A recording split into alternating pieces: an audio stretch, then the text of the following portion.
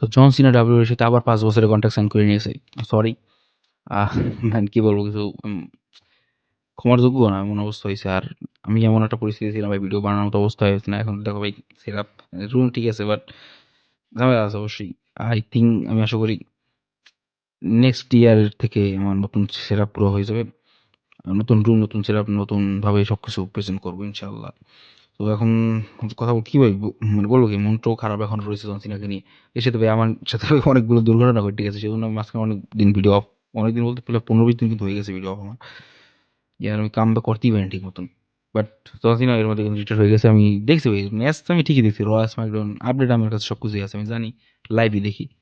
এবার ওই ভিডিওটা যে বানানোর পুরো প্রসেসটা, সেটআপ করা, এডিট করা, শুট করা, এটাই হয় না। ওকে, তো ফালতু কথা দিয়ে জন সিনার কথা বলি। জন সিনা কিন্তু 5 বছরের কন্ট্রাক্ট সাইন করে নিয়েছে। অবশ্যই এটা খেলোয়াড়ের কন্ট্রাক্ট না, মানে সে রেসলার হিসেবে থাকবে না। এই ব্যাক স্টেজে কাজ করবে। আমার কাজ করবো বলতে কি, ওই বিভিন্ন প্রমোশনের ক্ষেত্রে কাজে লাগাবে ডাব্লিউডব্লিউই, মার্কেটিং টাইপের করবে। জন সিনা ফেসটা এখন সেই সেরকম। আর বাকি যদি বলি কন্ট্রোভার্সি নিয়ে, জন সিনাকে ট্যাপ আউট করছে ভাই। আমার বলতেও খারাপ লাগতেছে ভাই। মানে আমি জন সিনা ফ্যান 2008 থেকে ডাব্লিউডব্লিউ দেখি। জন সিনা রয়্যাল রাম্বল দেখছিল 2008 সালে, সেই টাইমে ফার্স্ট ছিল, সেদিন থেকে জন সিনার ফ্যান আমি। সেখানে কি বলবো, ট্যাপ আউট করছে জন সিনা গুন্তারের কাছে।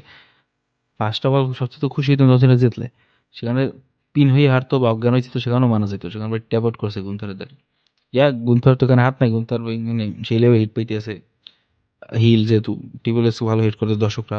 মাঝখানে ওই জন সিনার রেকর্ডটা গেল, never give up, give up করে দিচ্ছে। সো কিছু ভাই বলার নাই এখন, যা হয়ে গেছে। নেক্সট এখন রয়্যাল রাম্বল ফোকাস করি। রোমানিস কবে আসবে তারও খবর নাই। মন খারাপ ওই জন সিনাকে নিয়ে, সেজন্য রোববার হয়ে গেছে আর আজকে ভিডিওটা শুট করতেছি যে বৃহস্পতিবার। তো সেখানেও আমি এখন প্রায় 1 সপ্তাহ হয়ে যাবে, বাট মন খারাপ এখন। কিছু কিছু বলার নেই।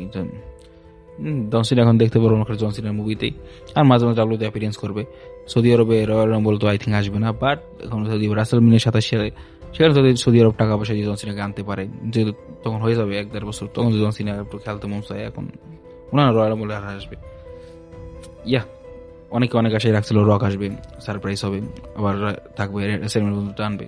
কিছুই হয় নাই, ফ্ল্যাট গেছে ভাই। মানে সেদিন আর মন খারাপ হয়ে গেছে স্যাটারডে নাইট দেখে। হইবে জানতাম এত পরিমাণে মন খারাপ হইবে, যেটা বুঝতে পারিনি।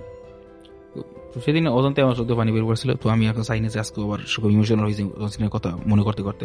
অন্য কোনো সময় জসিনাকে নিয়ে ভিডিও বানাবো। তো এই ছিল ভিডিও ভালো করে লাইক করে দিই, চ্যানেল সাবস্ক্রাইব করে, thank you for watching, good by.